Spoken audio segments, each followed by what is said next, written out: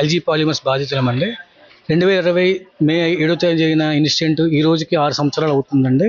ఈ 6 సంవత్సరాలుగా LG polymers నిర్లక్ష్యమే తప్ప బాధితులు ఏదైతే వాళ్ళ వల్ల బాధింపబడ్డామో మాకు న్యాయం చేయాలని అయితే మాత్రం వాళ్ళకి ఆలోచన లేదండి. అలాగే మేము షియోల్ ఇదే విషయం మీద ఇక్కడ లోకల్ మేనేజ్మెంట్ చేసిన తప్పులను తెలియజేయడం కోసమే సౌత్ కొరియాలో గల షియోల్ వెళ్ళి షియోల్లో ట్విన్ టవర్స్లో మెయిన్ హెడ్ క్వార్టర్లోని 7 రోజులు ధర్నా చేశామండి. అక్కడ ఎన్జిఓస్ని ఎన్ఆర్ఓ టీంని సపోర్ట్ తీసుకొని చేయడం జరిగింది. ఇక్కడున్న సమస్యలు వాళ్ళ దృష్టికి తీసుకెళ్ళేందుకు అక్కడ ధర్నా చేయడం వలన వాళ్ళు 2 సార్లు పిలిచి మమ్మల్ని అడిగారండి. మేము వాళ్ళ ముందు 3 డిమాండ్స్ పెట్టామండి. ఒకటి, మీ వల్ల పాడైపోయిన హెల్త్కి మాకు హెల్త్ కార్డు ఇవ్వండి. 2, వ్యక్తిగత నష్టపరిహారం ఇవ్వండి.